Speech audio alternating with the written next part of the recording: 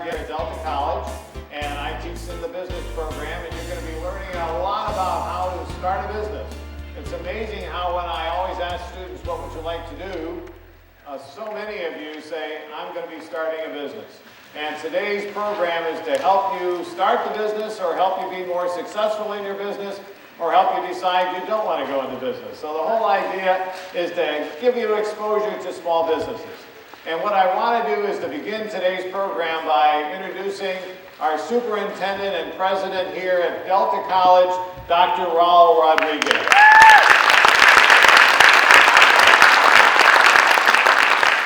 Thank you, Roger. Welcome, everyone. Really pleased by the turnout here today. Give yourselves a round of applause. I'm also pleased by this program for a couple of other reasons. Number one is Rhonda Abrams. Really excited about hearing what she has to say. And then number two, entrepreneurship is something I've really been interested in for a long time. And in fact, I go to a conference every year that has a lot of information about entrepreneurship, and I always hope that Delta would get a program started in this area. And what you're seeing here today is really the first step in starting that program. What it takes to have a program like this is, number one, faculty who are interested in developing this idea. And I want to thank Roger Waller and Martha Villarreal for doing this work. Let's give them a round of applause. It takes administrative support, and I want to thank our division dean, Jan Truscott. Give Jan a round. And again, welcome to Delta College and enjoy the presentation. Thank you. Well, one of the things I hope that you all received when you came in the door was this lovely yellow bag. Now, this yellow bag is actually designed to be a functional bag for you today. And let's go look inside, and some of you may have received the car keys in there for a free vehicle. No, actually, I wanted to make sure you looked, though. That was the key. But the first thing I want to make sure that you have is your workbook. This is the surprise. Now is the perfect time to start a business workbook. And as you go through it, the real key is this is your workbook. And I want to make sure that you notice that we left you a lot of room for writing notes. We want you to be engaged throughout this program. And being engaged means that we want you to write in your book. And so that leads me to the next thing in your bag. Not that any of you might have forgotten a pencil when you take notes in your classes or anything like that. But good news, there's a special Delta College pencil in your bag. So you got a Delta College pencil. And I want to thank one of our speakers who's also included, as you probably noticed, the Halloween Express pens that's in there. And those pens are presented by Bertram Chatham, who's going to be on our panel discussion coming up. So you get that. So you have no excuses for not writing in your books today. So you have the pencil and you have the pen. Now, the other thing that you find in here is a 3x5 card. And you're probably wondering, what do I do with that 3x5 card? Well, one of the things that we're going to ask you to do is to think about writing down questions that you might want to ask the panelists. Now, the idea behind the panel is to get you to think about some of the challenges. We have three of our outstanding alumni from Delta College who are running businesses here in San Joaquin County, or barely out of San Joaquin County. Bertram's up in Sacramento, and who are going to be talking to you about some of the challenges that they faced. And we're also going to have Rhonda Abrams on the panel. So if you have a question that comes up that you'd like to have addressed today, write it down on this 3x5 card. Then we'll all be wandering around picking up your 3x5 cards, and at the end of the panel discussion, we'll have your question hopefully asked to the panelists to help you make some of those decisions about your small business. And then last but certainly not least is there's a conference evaluation form in here. My big request is don't fill that out just yet, okay? Because then you'll be filling it out about strictly our brief presentation. But what I'd like to have you do is at the end of our workshop, fill this out and give it to one of the registration table people that'll be there at the end of the conference. And those of you who turn your conference sheet in, you will be receiving a special surprise gift. I know, I won't tell you what it is, but you'll be receiving a special surprise gift. So that's what's in your bag. And then let's walk through the agenda, because it's always good for you to know what's going to happen today. Now, one of the first things that we're always asked to do at any public venue like this is, in case of emergency, notice where the exits are.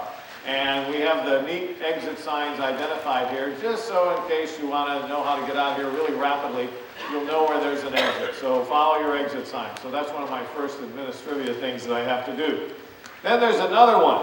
There may be some students in here who want your instructor to know that you were here. The first step in that process was to make sure that you went to the registration table and got registered. The second step in that process is at the end of the conference, you get to sign out again. And so that gives the instructor the knowledge that you've been here all day and that you really helped to make this a successful conference. So make sure you do those two steps. And as you can see, Dr. Rodriguez has done his welcome. I'm doing my introduction part here. And in the introduction part, we want to do some special thank yous to people who've helped to make this a successful program. And let me begin by thanking Al Johnson, who's down here with SCORE. SCORE is the group of retired executives who can help you at the Small Business Development Center. Al, stand up if you would.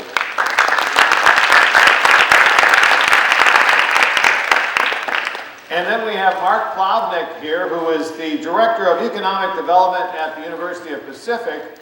But in addition to that, the real key is Mark is one of the founders of the San Joaquin Angels program here in San Joaquin County.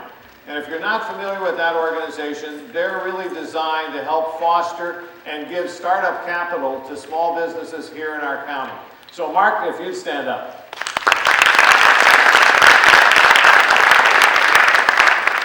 And just for Mark's sake, I should tell you, he didn't bring the money with him today. But the real key is check on that group. They're a great group if you have a plan to start a business and to put together a small business development plan and present it to the Angel Network that might give you that startup capital you're looking for.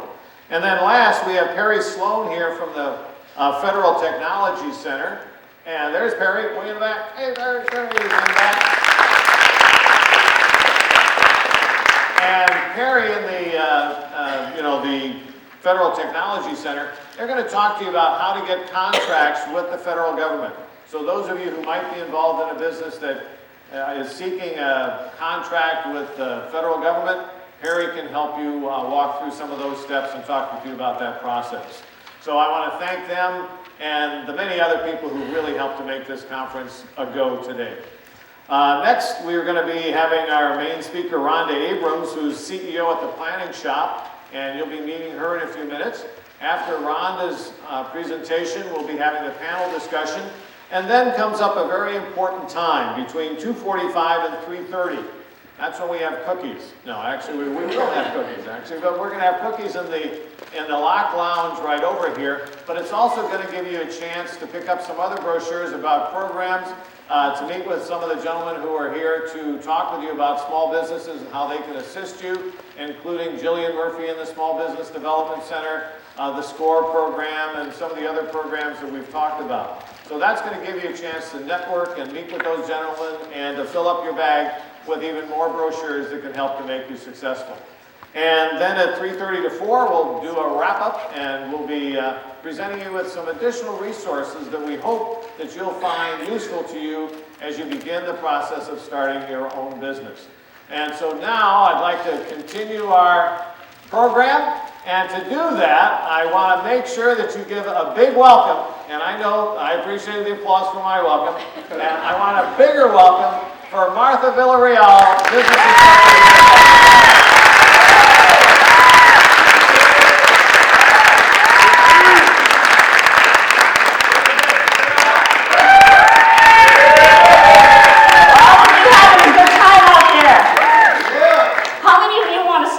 Business. How many of you don't want to work for yourselves anymore? Want to work for somebody else? Nobody, right? Nobody wants to work for somebody else. You all want to own your own businesses. That's why you're here. And that's why we've invited Rhonda Abrams. Rhonda Abrams is a syndicated columnist with USA Today. She has written many books. Her books will be outside in the lobby for you to purchase. And luckily for us, she will be able to sign them personally for you on stage after you purchase the book in the lobby. I was speaking to Rhonda Abrams earlier, and she was telling me how important it is to come and speak to entrepreneurs like you. It's so nice to have her, and so nice for her to really appreciate what you've gone through. She has written many books on starting a business, and she also has a book and has a company on planning your own business. How many of you have ever tried to write your own business plan? Raise your hands. Was that easy? No, and Rhonda has the secret for you on how to write your business plan, and this afternoon she's going to be going through some of the steps on entrepreneurship, some of the steps on writing your plans. Now, one of the things that Rhonda shared with me is she has a dog named Cosmo. How many of you are pet lovers? How many of you are my students? How many of you know I'm a pet lover? Okay. And like Rhonda, I very much love my pet, and her dog Cosmo, she was telling me about earlier, and so we bonded. And when we talk about bonding, how many of you have bonded with your customers? How important is that? Very important. And so today, let's give a big round of applause for Rhonda Abrams, and I hope that all of you also will bond with her. Rhonda?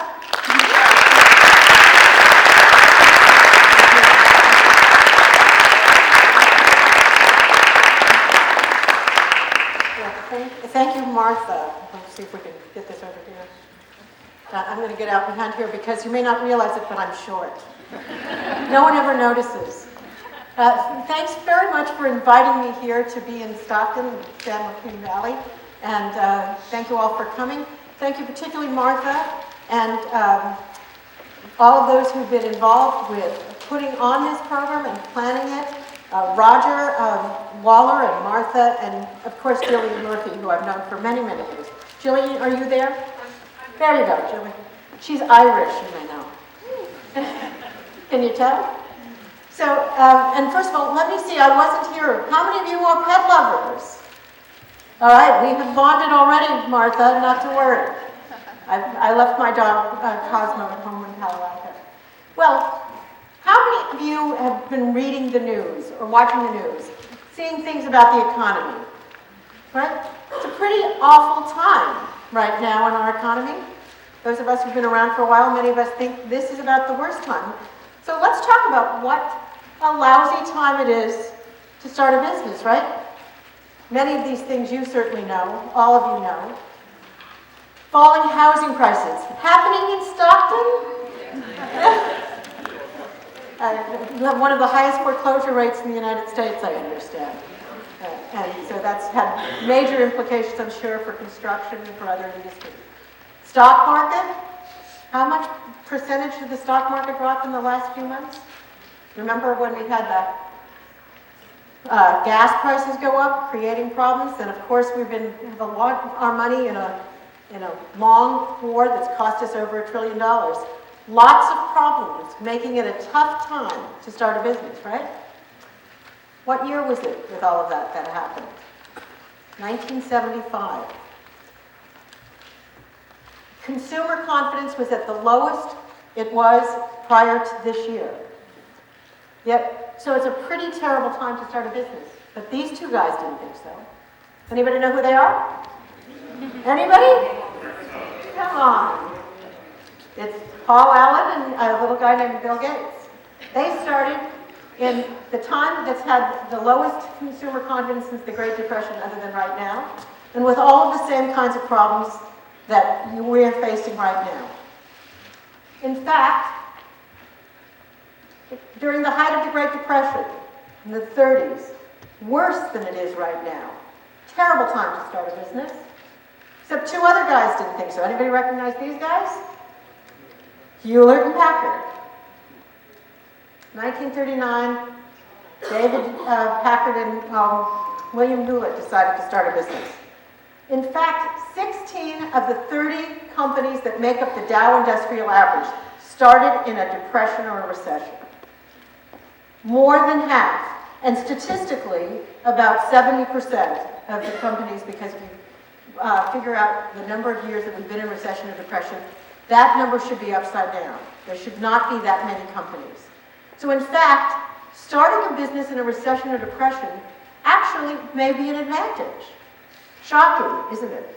The angel investor here is sitting there going, that's a surprise. We're losing, some of it's not coming on the screen here correctly.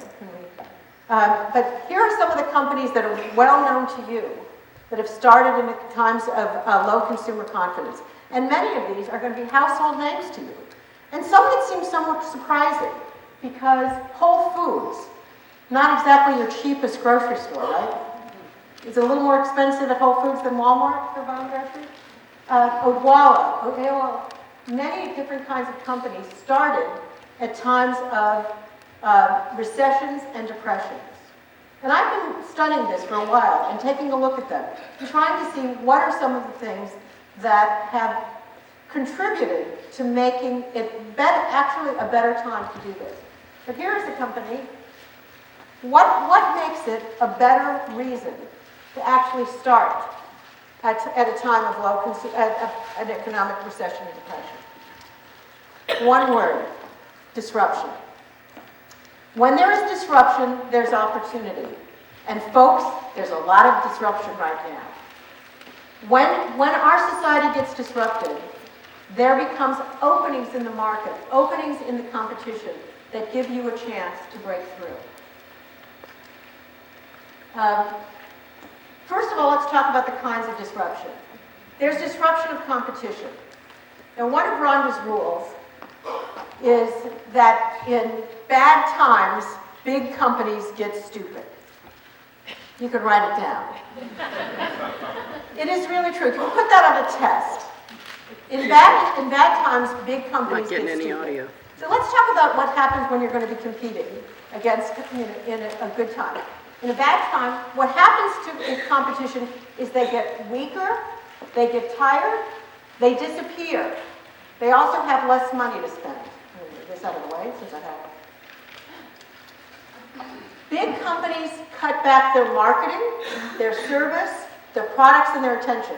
I was just talking, where's the young entrepreneur who's starting a sports business, the sports marketing, who just interviewed me? Is he here? There you go.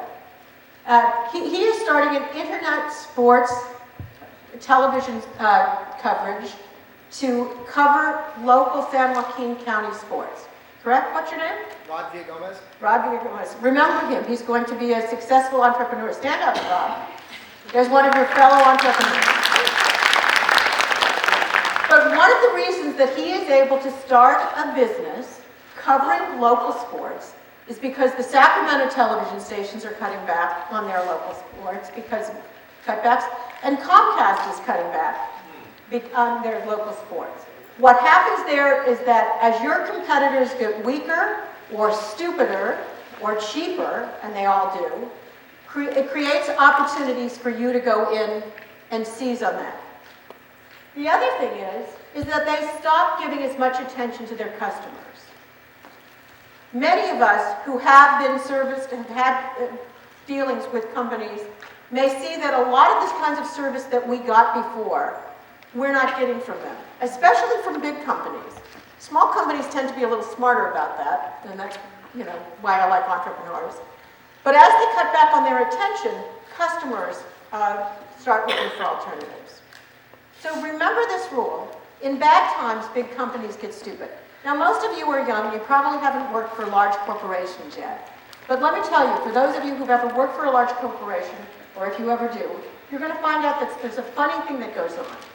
Big corporations often will not deal with business lines, unless they are very substantial in money.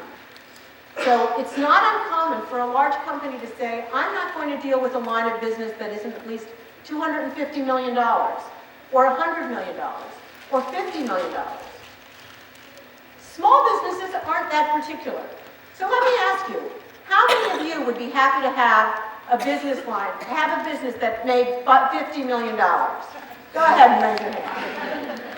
Do you know that there are companies right now, large corporations right now, that are jettisoning lines of business because they don't make $50 or $100 million? So as they figure out, where can I cut back, they're cutting back some of those kinds of businesses. So I'll tell you a true story. Many, many years ago, I interviewed a man who was a printer. He ran a print company, you know, like a print shop. He had started his own business because he had worked for a large company that printed that had all different kinds of printing, but one of the kinds of customers, one type of business line that they did, were the tags for apparel. You know, when you go into a store, there's the tags on it, and you see the price tag on it? Well, it's really complicated and not that easy to print those kinds of tags. So the big print company, and when we talk about print companies, we're not talking about the local guy down the street, we're talking about companies that have gigantic print shops with huge printing presses. So the company that he worked for really found it a pain to deal with those labels because you had to set things all up differently. It wasn't necessarily as profitable as they would like, and they started basically neglecting those customers. And he had an aha moment. He said, those are my customers, because he worked for the company. He said, I know how we're neglecting those customers. I know how we're not serving them. So what if I started my own business and all I did was print apparel price tags? Within a few years, he had 9 companies, 9 printing presses, different locations, just doing tags. Because what he did is he went in and he saw where big company that he was working for neglected their customers. So as you get into the business world and as you're looking at it, as you see big corporations around here or in the greater Bay Area that are cutting back, it's a very useful time to say, which customers are they starting to neglect? Meanwhile, back to that word disruption. So your competition is disrupted. They're cutting back their marketing, they're cutting back their service to their customers, they're cutting back their product lines. Meanwhile, your customers are also disrupted. The whole target market that's out there is going through a big disruption, and I can prove it.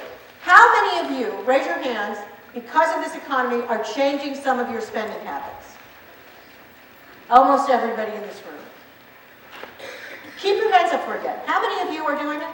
Every one of you who've written it? Every one of you is an opportunity for a new entrepreneur.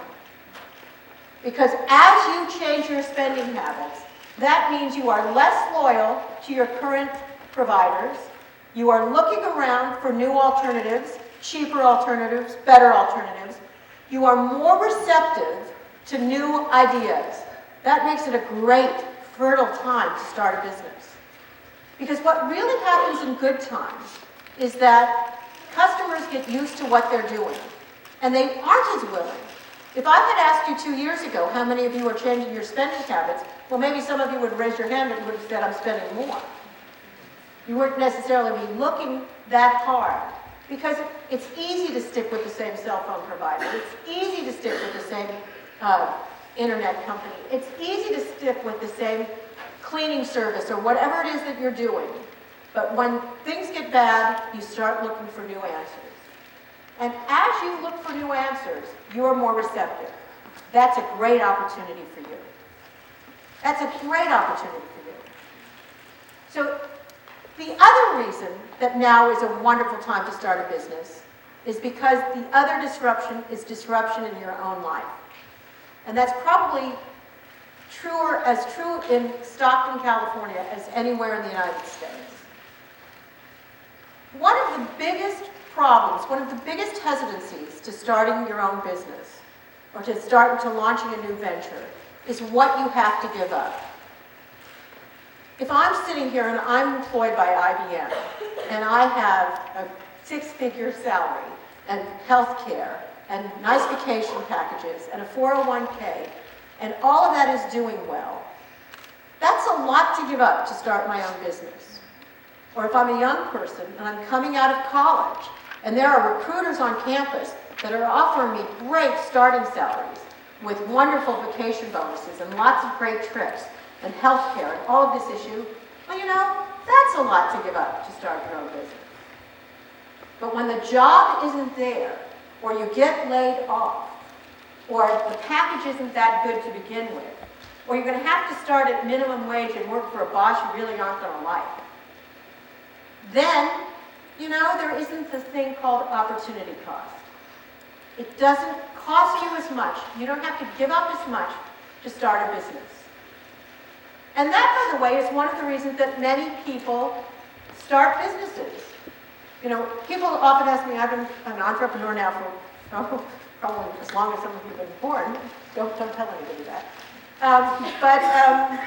One of the reasons when I started my own business, and people always ask me, what is one of the reasons that you can tell somebody's going to be a success in business?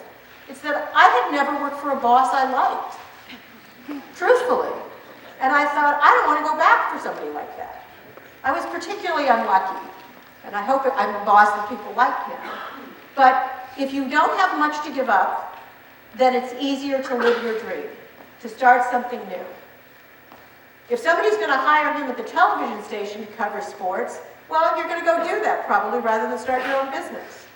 But if that job doesn't exist, now's a great time to start that business. So there's lots of disruption, there's lots of opportunities. That all means change, and change gives you a chance. And it's a great time to be young as a result. Because the rule is, if it ain't broke, don't fix it, right? Well, guess what, folks? Now it's broke. And when it's broke, you have the chance to pick up the pieces and put it back together in a new way. Entrepreneurs are going to look for those opportunities. That's what makes them entrepreneurs. And I know that many of you here today are the future entrepreneurs of tomorrow. Or in fact, many of you are the entrepreneurs of today. How many of you, let me see, are starting your own business right now? Okay, a few of you. How many of you have a business already? Lots of you.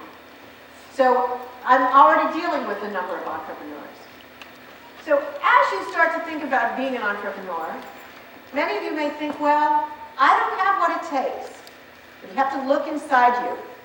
What's inside you? You know, we're pet lovers. Are you a kitty cat? Or are you not lying? What have you got going?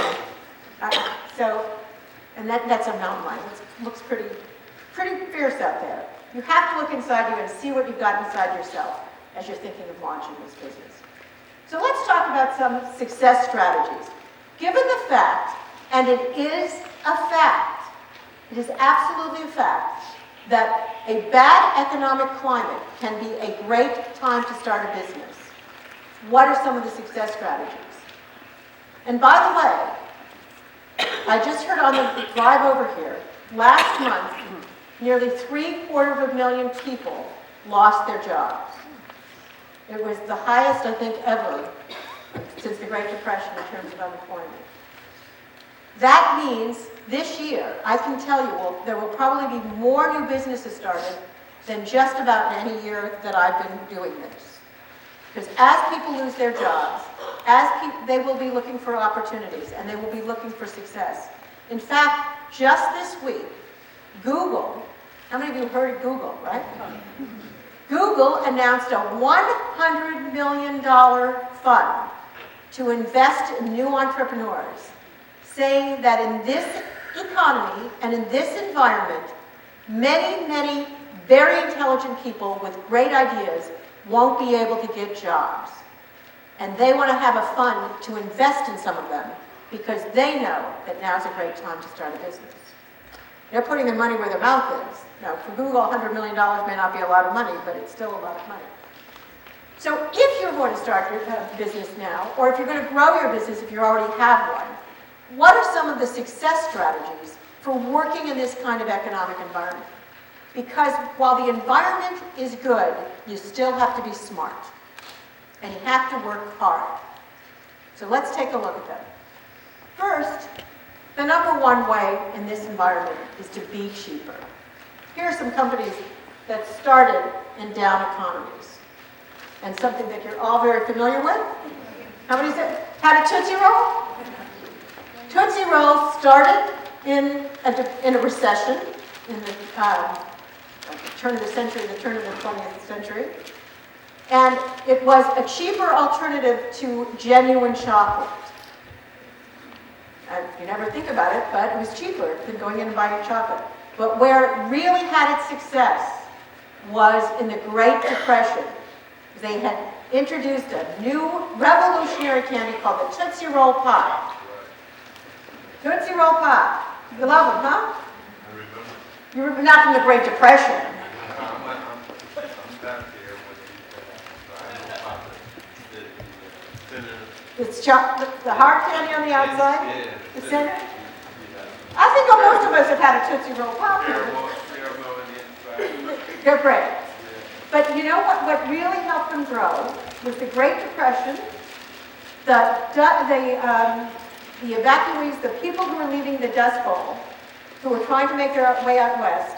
The Tootsie Roll Pop lasted a long time. It was great value for its money. The Great Depression grew Tootsie Roll. And just a complete little aside, I think it's a very novel thing, and probably the new head of the SBA's parents run Tootsie Roll. So there's a nice little connection to that. Another company that grew dramatically because of the Great Depression was this little thing here, Scotch tape. Now, you may not think of it as much of an innovation in the year 2009, but I did a lot of work with 3M, and the Great Depression really, truly helped 3M, which is a giant corporation, grow. Because in the Great Depression, people needed to hold on to things and fix things. So the example they gave me is people who would have thrown away a lampshade in the Roaring 20s would use Scotch tape, this brand new invention, to fix their lampshade. So having a cheaper alternative became something that helped these companies to grow. I will tell you a story going back just to the 80s. I was telling a friend that I was doing some research on companies that grew in depression and recessions and bad economic times. And he said he was an early employee at a company called Autodesk. Are any of you architects? Architectural people? Autodesk is an AutoCAD computer program. And it helps architects and developers do their computer-aided design. So they had started before the recession of the early 80s, but they weren't getting very much traction because it was a computer program that sold for about $5,000, and it was good enough, but it wasn't as powerful as it could be. And all of the big architectural firms wouldn't switch from their $100,000 or $200,000 computer-aided design programs. But then the recession hit, and suddenly that $5,000 computer-aided design program was an acceptable alternative. So as you're thinking about what ways can you position your new companies to take advantage of this recession, think cheap. What can you do? What can you offer that is a cheaper alternative to something that a customer is buying now? Remember, we already told you that customers are looking for cheaper alternatives. Everybody here is looking for a cheaper alternative. One thing to do is to stop and think about, what are you looking for that's a cheaper alternative? Because the cheaper alternative, now is a great time to launch it. Cheaper alternatives don't always do that well in times of roaring economies. But in bad economies, people are receptive to taking a little bit less and paying a lot less. So they're more receptive to that. Think of ways to do that. The next thing you have to do in a bad economy is you've got to be aggressive. You cannot just wait for customers to come to you. Now, I lived through the dot-com boom and then the dot-bomb bust in Silicon Valley. And I've got to tell you, for those of us who lived through the dot-com boom, getting rich and being successful in the dot-com boom was like shooting fish in a barrel. There were a lot of people who became multimillionaires, and it was pretty easy. Not so in this economy. You're going to have to work hard, and you're going to have to be aggressive. Because the customers are out there, but they're going to take a little more persuading. They're going to need to be a little bit more involved with you. But there are opportunities. Costco was one of the companies that was started in a recession. Talk about aggressive and taking advantage of a situation. There's Costco's around here, I'm sure. Now, is there a price club? Does anybody remember the word, has anybody ever been in a price club? A few of you. Well, here's an example of how someone was aggressive. Price Club was a thriving warehouse discount club. And then the recession hit. And they weren't able to expand. As anybody in business can tell you, in a recession it gets harder to get credit, harder to get money, harder to expand. And so 2 of their employees broke away and started Costco. They were aggressive in a time when they saw an opportunity where, because a company was facing economic realities, they could go out and start their own business. And eventually, Costco and Price Club merged, and finally Costco took over Price Club. And there are a few Price Clubs, I think, left in Korea or someplace, or Mexico. But basically that is a brand that is gone. Because these aggressive employees saw an opportunity in a recessionary time. Here's a friend of mine. One of the things, opportunities, for those of you who already have companies that you're running, this is my friend Maya. This is my real friend in her real truck. And I have a garden. I am a terrible gardener, but I have a garden plot that Maya helped us get. But Maya is a very smart businesswoman. And as the economy got tougher, especially for a mundane business like a landscape business, Maya looked around, and actually we were talking about it, and said, I have a competitor, current competitor, who is an older gentleman who is tired. And he looks at this recession and says, I'm just too tired to be aggressive in this environment. And she bought him out. And one alternative in this environment is to find companies where people are tired. It is a great time to buy somebody else's company. It is a cheap time to buy somebody else's company. Because in this environment, valuations for companies are very low, and people are very tired. And they're sitting, looking around and saying, I don't want to work this hard. So Maya, a relatively young entrepreneur, she's only been in business, she's in her early 30s, went out and took her already successful business. I mean, she was making $1.8 million in gross revenues, not a bad thing. Went out and grew her business substantially by having a very favorable term buyout from one of her competitors. So, being aggressive. One other opportunity for you, and I think this is a great opportunity for young people as well, is to be the outsourced source. What do I mean by being the outsourced source? Huh? Not the middleman particularly, but these are jobs that can often be started very cheaply. Anybody else want to speak up? You're being the person that people are outsourcing the work to. Absolutely. Because of bad economies, and those of us who've been around, here's what happens with big corporations. Big corporations and bad economies say, one of the things we have to do is we have to reduce the number of people we employ. It's very costly to employ a person. Besides their salary, there's all those benefits. There's health care, there's 401k plans, there's payroll taxes, there's workman's comp. There's a lot of cost.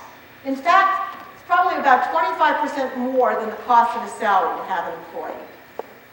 So in bad times, one of the things they do is to try to start laying people off. As we've just seen, 750,000 people last month alone, over 600,000 people the month before. There's very high unemployment. They start to do it. Moreover, even if they didn't want to get rid of that function, Wall Street wants big corporations to reduce headcount. It's one of the things that Wall Street looks at, investors look at, is what's the income per employee. So we have to reduce our headcount as our income goes down. That's an opportunity for you. Because many of the functions that they're doing, they still have to do. But they don't any longer want to have that done by an employee. So stop and look around at what kinds of jobs are being laid off. Many of those functions still have to be fulfilled. And those kinds of functions that are being fulfilled, they're going to be much more receptive to hiring somebody on the outside. Even if you called on them last year, this is an opportunity for you to call on them again and say, hey, I see you've laid off your people in your marketing department. I can do your graphics at a fraction of that cost. I can be a salesperson at a fraction of that cost. I can be your IT support at a fraction of that cost. I'm suddenly the outsourced person. And here's the secret that you may not know. Many large companies have rules against hiring the people they've just laid off as consultants. So you're even in a better competitive position than the person that they just laid off from the job. Sorry as that is, but that's part of the reality. In fact, I hired a woman recently, and she worked for a large company, and they were not allowed to hire anybody within a year that they had laid off. And part of it is to avoid any tax problems. But knocking on the doors of some of the companies that have had layoffs, just because a company is having layoffs doesn't mean they don't have work. And you should never assume that that's the case. In fact, they may need more work. And if you're young and just starting out, I hate to tell it, but you're cheap. You know, remember we said one of the aspects is to be the affordable alternative? Young people are cheap in comparison to a lot of people who've been more around. And those customers, including corporations, are going to be more receptive to hiring somebody who's more affordable and who can do this on an outsourced basis while you start your own business building up a clientele. Another strategy, and this is really important, is to be online.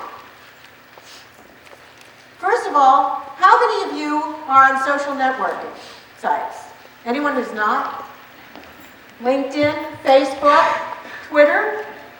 Anybody who's tweeting right now?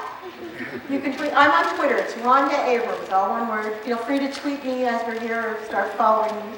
I've been on for 2 weeks. I'm up to about 200 followers. Let's see if we can get that high. But some of you can even tweet from here if you keep track of it.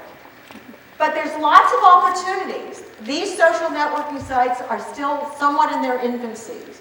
So there are opportunities to figure out new businesses using some of these kinds of technologies.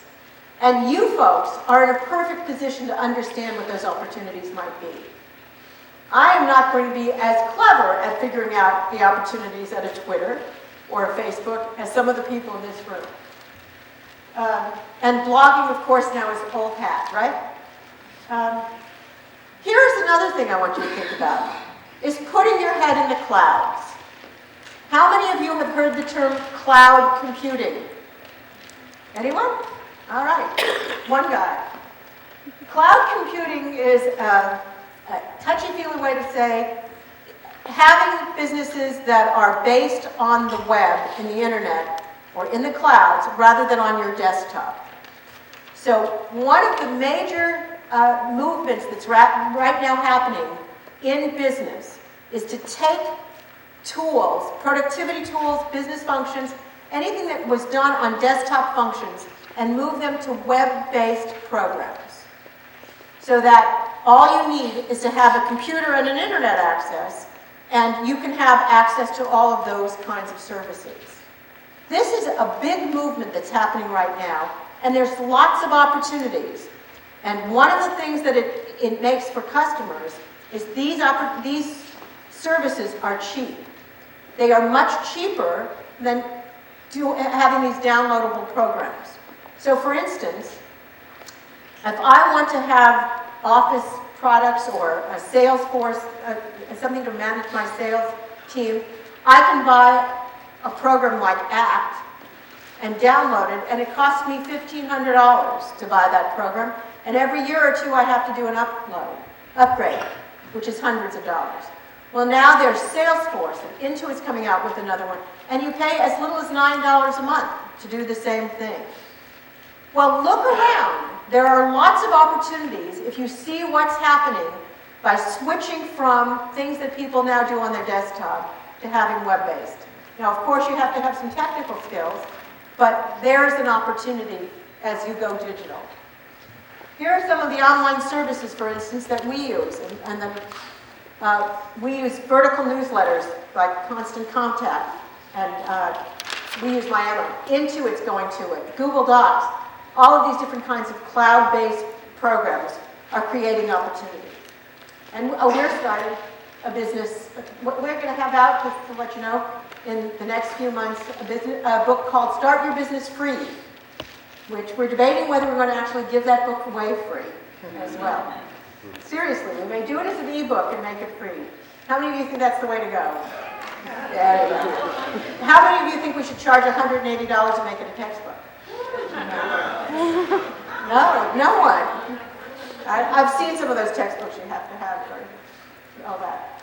Okay, so be smarter, including, I have Intuit up there because they were another company started in a recession.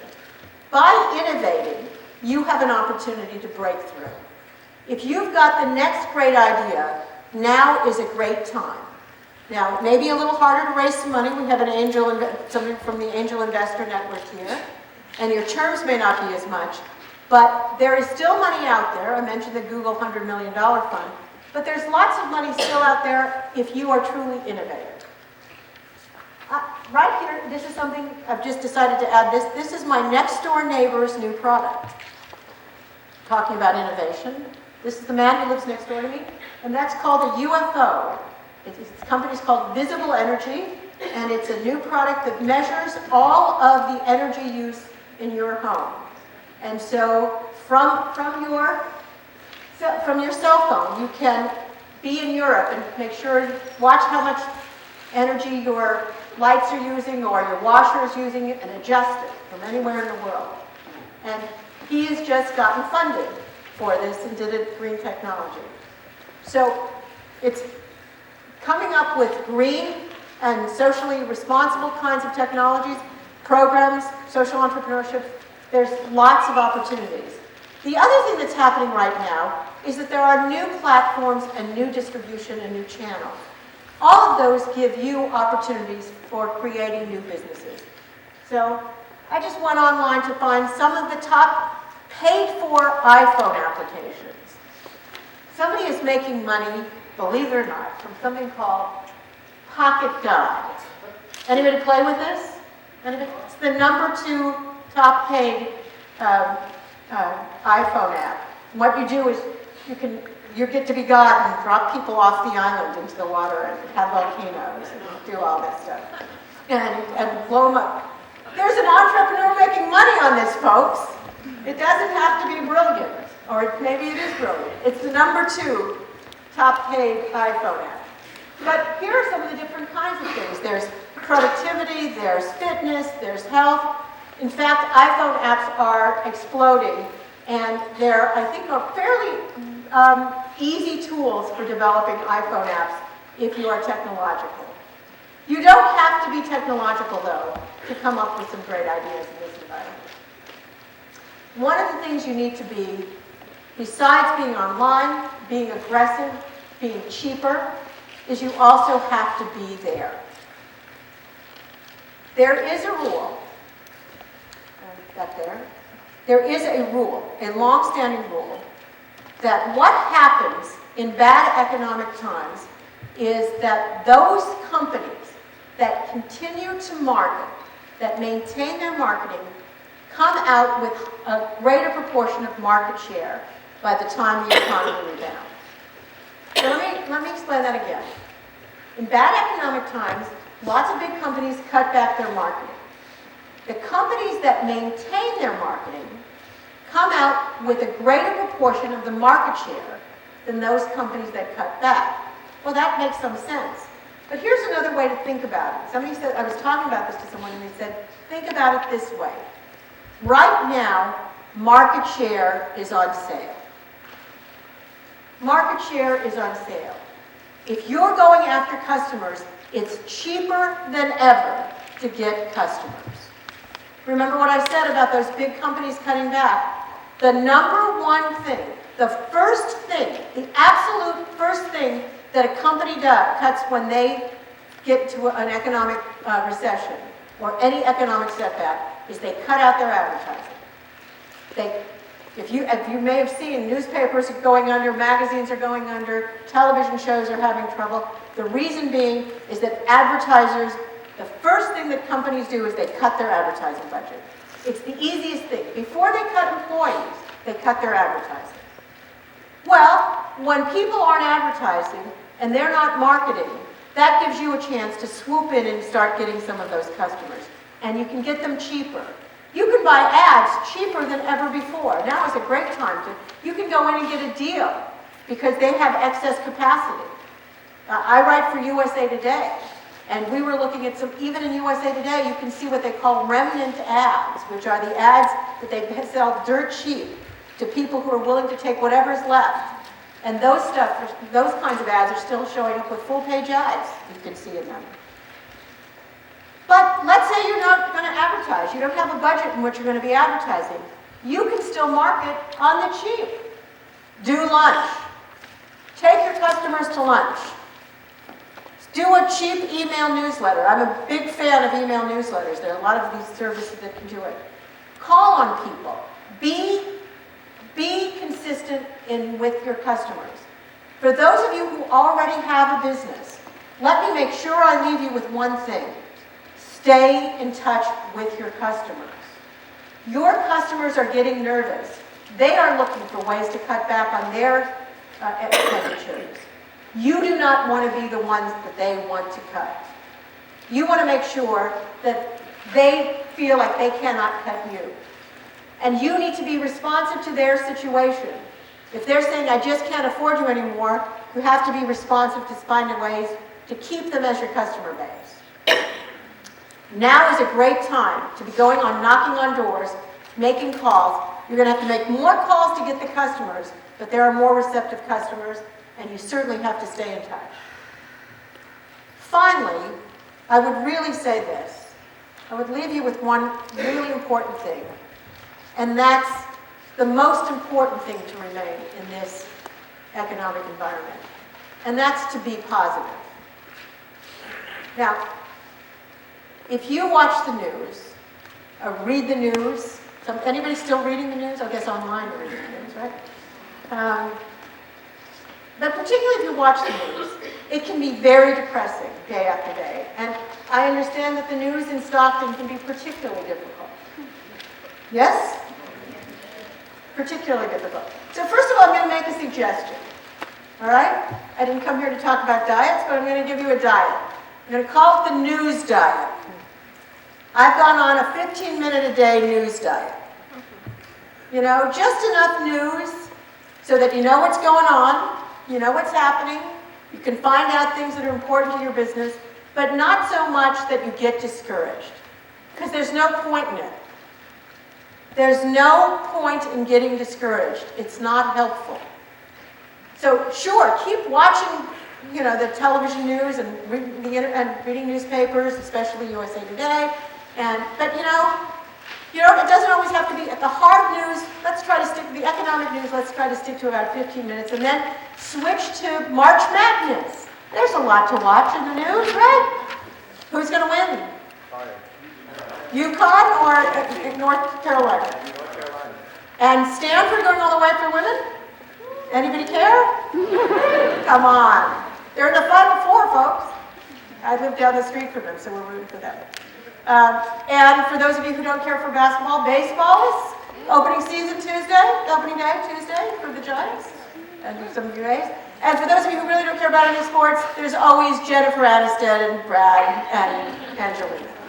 There's plenty to watch, besides what happened to the stock market and who's getting laid off and all of that. Now is a good time for a little bit of frivolity. You can go tell your moms and your dads and your spouses when you're watching the game or reading, People magazine. No, that's what they told me to do at school. They said, forget the economics text. Go watch that. You have to stay positive in this environment. Because the reality is, and that's what I'm here to talk about, and that I've talked about, is that there is a reality, that there are real opportunities for growth in this environment. And that even in bad times, good things happen.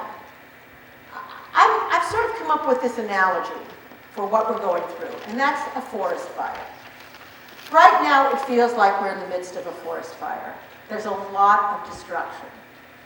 And it feels like everything is going to die, and things are only bad.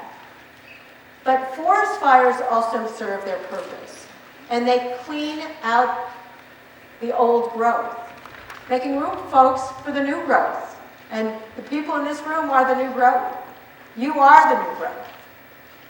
They make room for it, and slowly over time, you know, the growth returns. You start to see some growth, and then you see some really tall trees even emerging. There is a positive time that we can be coming out of this.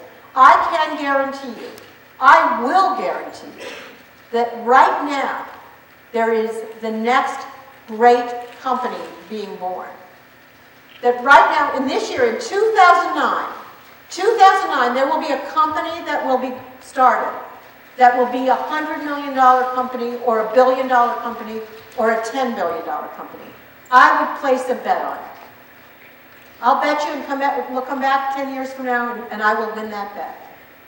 Moreover, I can bet you that people in this room in 2009 can start a business that will make a very good living for them and their family.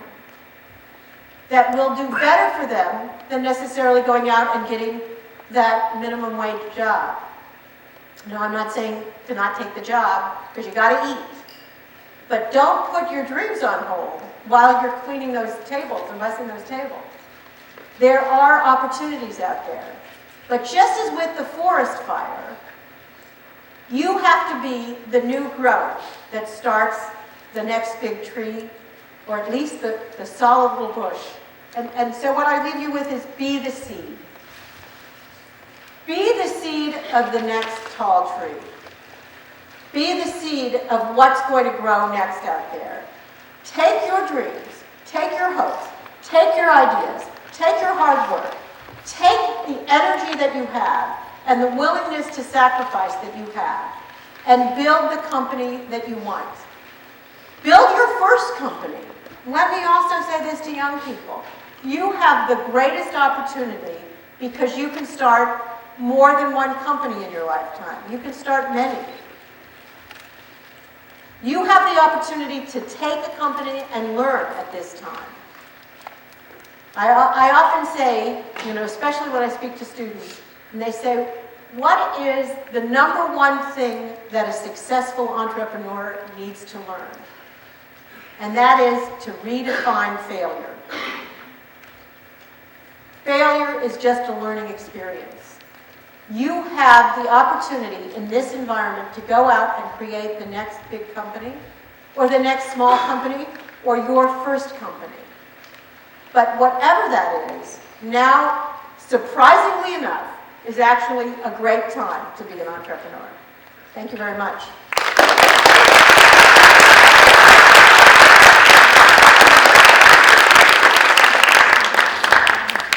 Let's give a big round of applause for Rhonda Abrams. Thank you so much, Rhonda. And we also have to make sure and Twitter. We have to make sure and Twitter you. That's my Twitter there. Excellent. We will make sure and do that. And also, I wanted to show you one of her books, excellent book that's for sale outside. And before I forget, I do need to give you a wonderful announcement that she was recently named as one of the top 100 influential women in Silicon Valley. That's wonderful.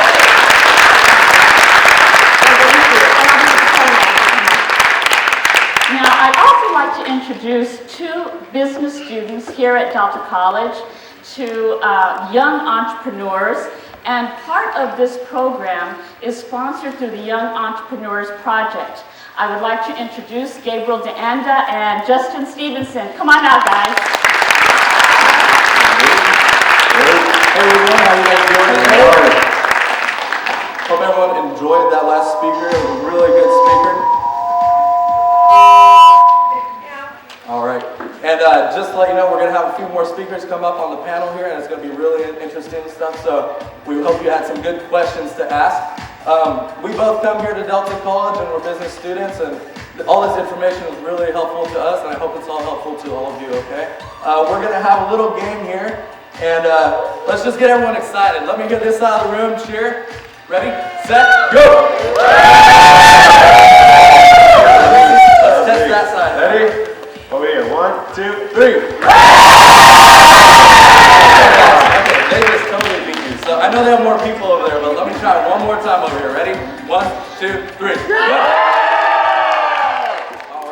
I just want to test the energy in here, make sure everyone's awake and stuff. So we're gonna have a little game. We're gonna, it's basically like musical chairs, except with beach balls. So we're gonna be throwing some beach balls into the crowd, and the music's gonna be playing. Whoever lands on when the music stops wins a prize. Okay? So go ahead and hit the music here. Throw the ball.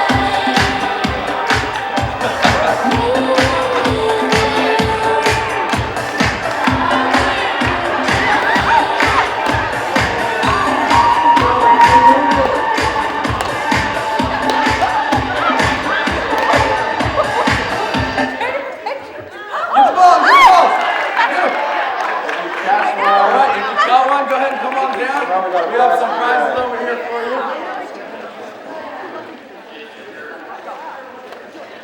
All right, here in front. There you go. Take the ball. We have some t-shirts, a couple of gift cards here, and we're also giving away a book. Oh, the gift card fell out of the envelope right there. Got 2 more.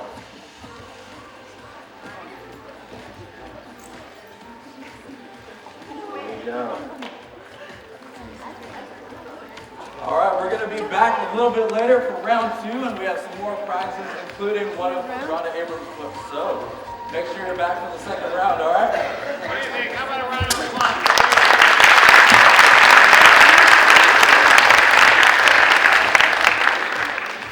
I mean, that's pretty cool.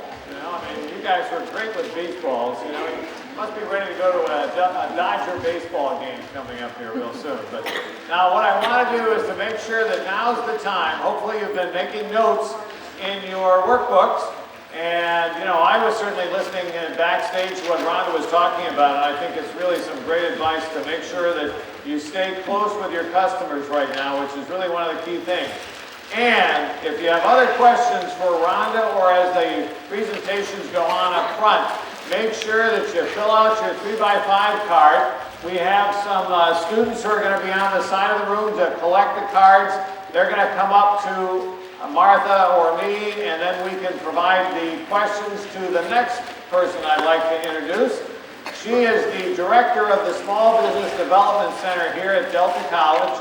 She is located downtown, so those of you at the back of your booklet, you'll find a map where the Small Business Development Center is located. She's been a member of that group in support of small business for years and years, and not that many years. Where's Jillian over here? Not that many years. But, so what I'd like to do is ask you to make a big Delta College welcome for Jillian Murphy.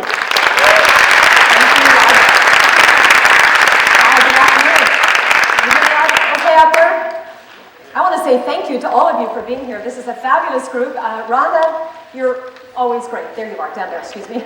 Always great. Thank you so much for your words of wisdom today. We are going to have a fast-paced Q&A time. So as Roger said, take out your cards, pass out if you have some questions that you would like to ask of either individual panel members or just generally, just let us know, write them down, pass them to the students, and then I'm going to be the moderator. They have promised to be very direct with their questions, not too long-winded, so as many questions as possible can be answered. But you know what, we have a very distinguished panel here today, and it's my pleasure and privilege to be able to introduce them to you. You've already heard of Rhonda Abrams. Rhonda and myself met many moons ago. I kind of joke a little bit. When I started this job at Delta College, I didn't use hair dye. But guess what? The day has now come. But Rhonda is joined by 3 other entrepreneurs, and let me tell you a little bit about them. I'm going to start in order of the alphabet. So Veronica is sitting in the middle. This is Veronica Bernardino. Veronica is currently a Delta College student working on her associate's degree in business. She owns, count it, 2 stores. Her store in Stockton is called Urban Rags, And she also has a store in San Francisco called Midtown Rags. And Veronica features some of the hottest urban wear clothing lines for young men and women that you can find out there. She is a young lady, but let me tell you that she became an entrepreneur 12 years ago, a great young entrepreneur. But you know, in doing so, she faced many challenges. She started her business, as many do, by using credit, but she was smart. She was able to use a lot of credit from her suppliers. She works extraordinarily hard to maintain her business. Fortunately, she has trusted employees who take care of her store while she continues to go to school. But get this, can you just stand up for 1 second? Okay, this lady gets from San Francisco to Stockton, not by bus, not by train, not by motor car, but by motorcycle. Okay, thank you. And truly she has the entrepreneurial spirit, because if you go to her store and you go into a back room, you might see a lot of inventory and some bookwork. The other thing that you'll see there is a sewing machine, because she is always there looking to be on the cutting edge and looking to see what she can do with her inventory to make sure that it works. And as an example of that, you know, she had some long pants that were in the store, and she looked around and she checked her inventory and she said, you know, things are not moving really well with these. So what she did is she took out her scissors, and yes, she cut them, she made them into a different kind of clothing, and yes, you guessed it, they started to move off the shelf. She's very creative, as I said, she's entrepreneurial, and she's determined to be successful. She is so determined in trying to keep 2 stores running that if in this economic time she needs a little bit more cash flow, this woman is also known to bartend at nighttime. So she truly is a remarkable woman who is a role model for other young people wanting to get into business. We welcome you here today. Thank you.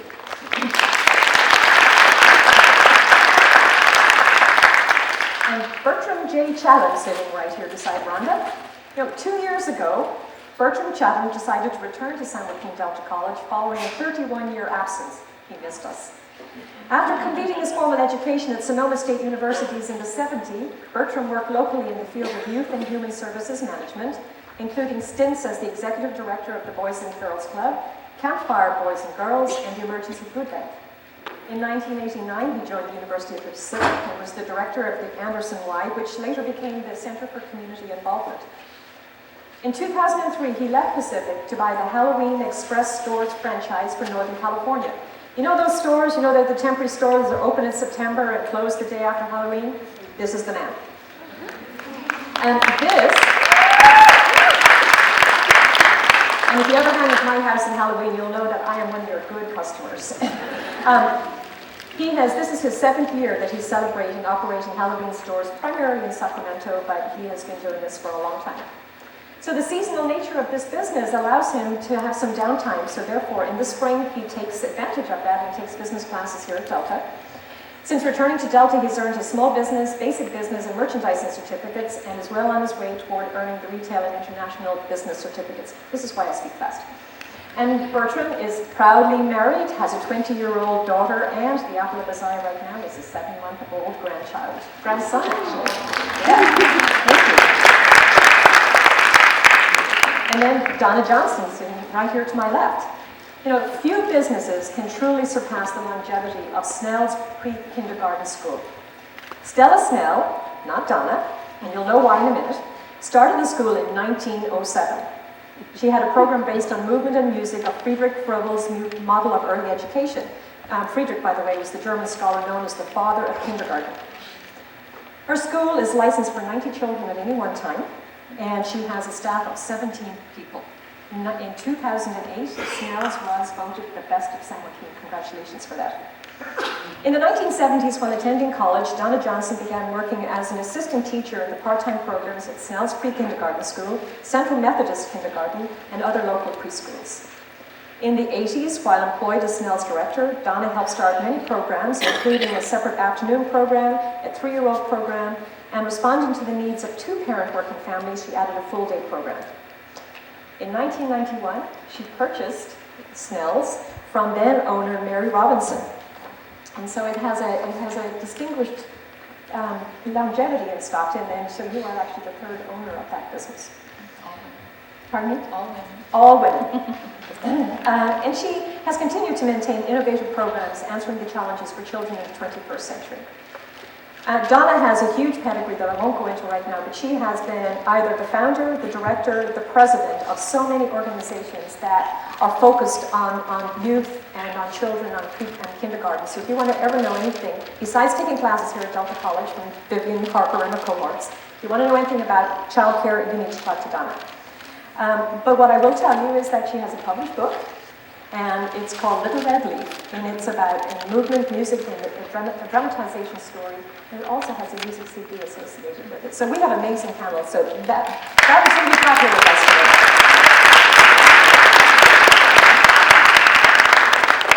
So, Rhonda, not because you're at the end of the table, but I am going to ask you the first question. So were you born an entrepreneur, or did you become an entrepreneur? Well, I think I became one, but I have a little different feeling about whether someone is born an entrepreneur. I mean, I actually think virtually anyone can become an entrepreneur. I know that's heresy to many business school professors, but I was fortunate. I think my grandfather was an entrepreneur, so I did see someone owning a business and doing it. My father was a long-term employee of the state government, so he was a good employee. I certainly expected always to, I think, to be an employee of someone else. But I think that if you find the right kind of business, and we talk about this in one of my books, that I think anyone can be an entrepreneur. And I think especially now, I think virtually any American can. I think we certainly have it in us. And I think more so now, I think a huge percentage of young people want to be entrepreneurs, I'm sure, in this audience. And so I think I turned myself into one. And you really spoke to that too in your presentation when you just said you look out for opportunities, and when you see them, sometimes you become. So sometimes it comes from inside, sometimes it comes from outside, or sometimes it's just a combination of all. Great, thank you. Well, I guess we'll go down. Bertram, you're on. So even though the actual retail season for your business is relatively short, how much of your time is spent in preparation for actually that season of operation? The Halloween season is officially 6 weeks long. It starts mid-September, ends the day after Halloween. I spend the rest of the year getting ready for those 6 weeks. I attend Halloween shows, I scout for locations, but I can tell you that the most important thing that I do, in addition to all that other stuff, checking out costumes, trying on costumes, all that stuff, is I take business classes here at Delta. And I've told the business instructors this many times, my business courses that I take here at Delta, $20 a unit, that's my secret weapon. And all the business classes that I've taken almost all of Martha's, I've taken many of Rogers, I'm trying to catch up with Dean's.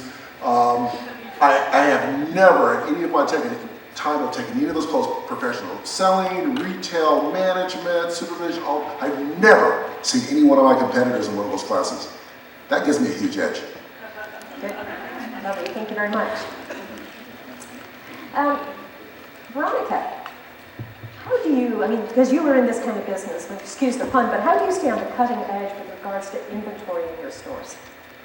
Well, we buy from local suppliers like in Los Angeles and stuff like that, but we also take trips to the East Coast and try to get something different from like little companies starting up, holes in the wall. Try to bring something else here besides what's just local for everyone else. So I love it, the fact that you just, so how do you find these businesses? How do you find a holes in the wall business? You could actually just walk down the streets and you can go and see pretty scary looking buildings and there'll be a company in there. Fubu Clothing started out of their garage, and they ship in the Hanes boxes where they actually purchase the t-shirts from. So. Perfect. You see, and I think that's, and also what I appreciate about that is that you are also supporting other small businesses. So that's a really nice way for you to continue with your business and also give you something different in the marketplace. How many of you are out there and you go to a store and what you see, you're going from store to store to store, what do you find? Same thing, and it's one of the reasons that you look for small business, your opportunity to do something different, either as the business owner, but also as the customer. As the customer, you can have something different, so thank you for that. Donna, how do you meet the changing needs of your customer? We just are receptive to the needs. We have to kind of keep a pulse on early childhood education. We keep close contact with Delta. with students who become our teachers. But really meeting the needs. Right now we just put in a classroom for children with autism. We have a gross motor room that we have just put in with different equipment that's specified for children with learning needs, and we have made special attention to make sure we don't have the fluorescent lights, and we have natural lighting. So we just try and stay with what the needs are in the community. And that's a huge issue. Autism is such a huge issue right now, and so that kind of gives you an edge. I mean, when you have 90 children, you really do have diverse needs. Well, and we keep it inclusive. You just don't see those children with needs in our classrooms because we do so much with music and movement. So we just try and really keep it, keep abreast of the children's needs and try to meet those needs. Perfect. Questions now also from the audience. Bertram, what's the best way to get funding to start your business? That's a burning question. If you're a small business right now and you're just starting out in this economy with the tightened credit and the interest rates on credit cards going up, frankly, I think the best way to fund your business startup is friends and family. Your friends and family have money, and you want it. You want all of it. But you don't want to take it and do it wrong. You want to have a good business idea, you want to have a good business plan, you want to be credible, you want to do them right, and you want to give them a good return on their money in a reasonable amount of time. But that's the way that most small businesses start. They hit up their friends and family. When I was starting out, my very first year, I needed $50,000. My very first year to open up my store. I had never seen $50,000 of my own money. I mean, I'd seen it of other people's money, but I'd never seen it, and I had no idea how I was going to get that amount of money. I started talking to my family and friends, and they were falling over themselves to give me some of their money. And it was an awesome responsibility, and I was so deeply and profoundly touched that they would trust me with their life savings, with their retirement, to help me start up my business. Your friends and family want to support you, and if you go with them with a good idea and straight up look them in the eye and say, I will not do you wrong, you'll be surprised how many people will stand behind you. And you're not like the person that came into my office one time and said, yeah, I have business debt with my family, and oh, by the way, I'm going on a cruise. And not a good idea, right? So I did mention to that person that perhaps he'd not go on a cruise and actually try to pay the family back first. But you also said the word responsibility. And I would never want a person to do that unless they have some written documentation between themselves and their family members. We sometimes joke and say you get money from friends, family, and kids. And what we don't want to do is we don't want anyone to be a fool on either side. With the finance, Rhonda, can you recommend steps on how to move after initial business credit delinquency is also an issue, and perhaps maybe some credit issues, bankruptcy. Is there restoration? How soon? That's a mouthful. Well, but it's a really important question. First, let me also just pick up on the question that was just asked about how to fund a startup, if I may. And I don't mean to disagree with you, Bertram, because I think that's the second best way, but I bet you're going to agree with me on the first. You had some capital you had to put into it, but a lot of people can start very low capital businesses. So I think the best way to fund your business, if you have a low capital, buy sale. Out there and make a sale.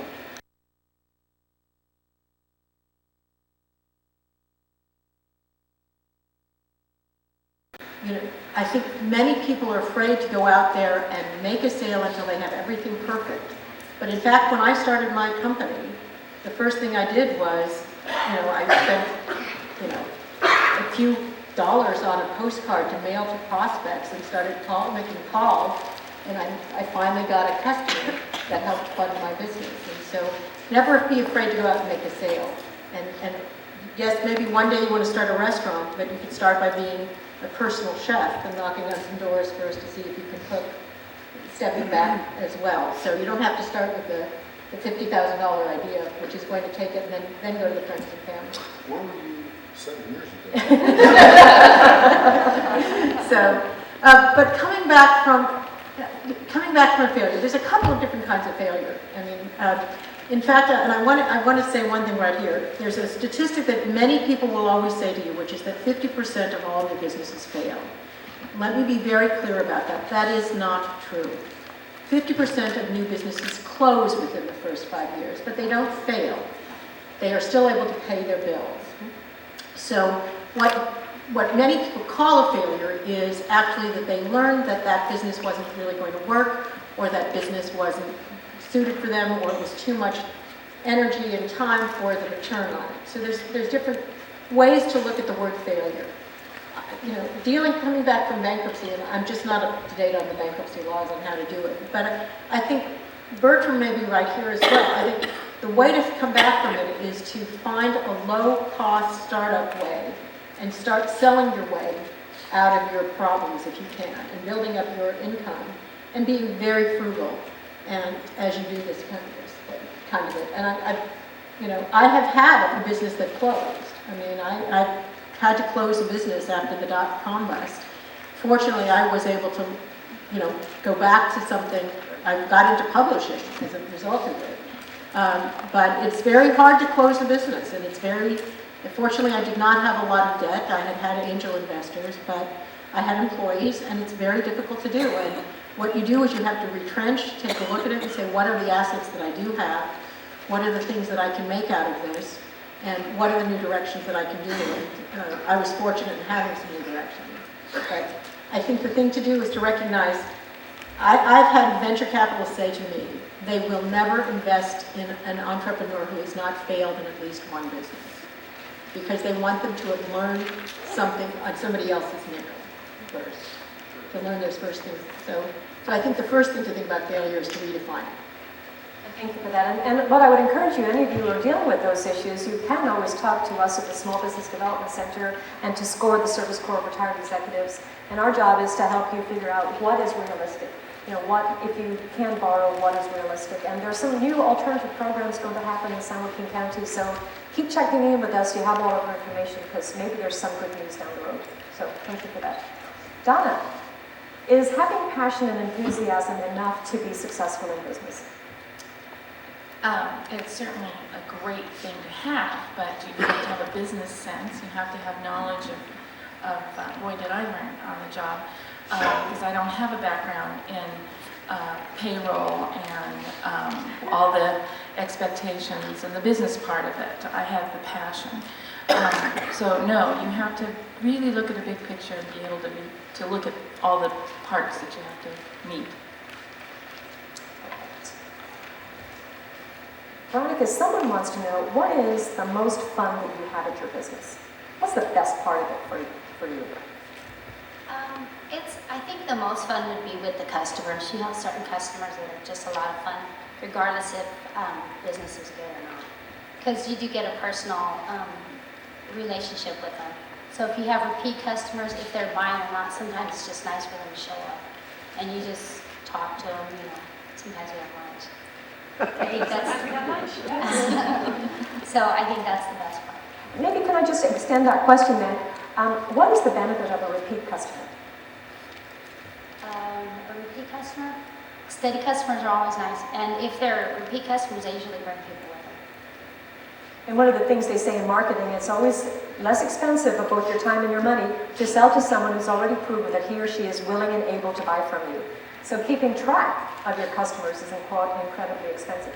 I imagine, Donna, that you have a huge tracking system in your organization.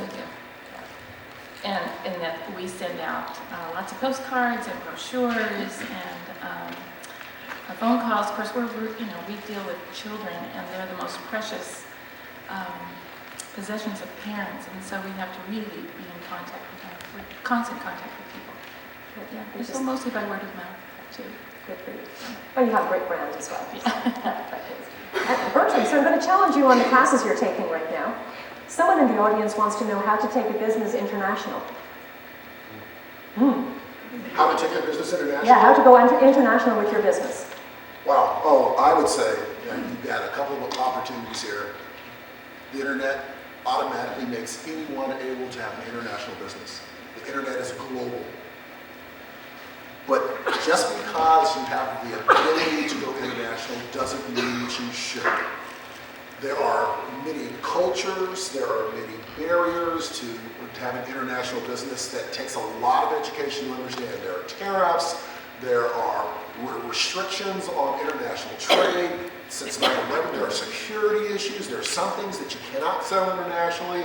There are some things that you shouldn't sell internationally because you may actually hurt your brand or hurt your product.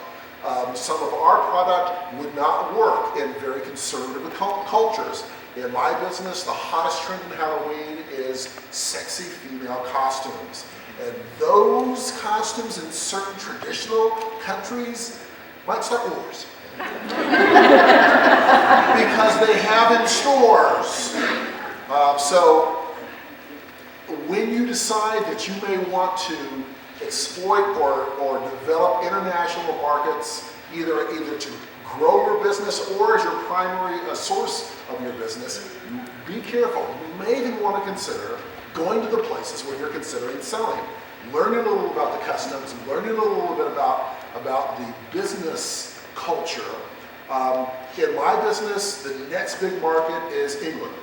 And the Halloween folks over here in the industry, we want to make a big push because we think that England is wide open for Halloween.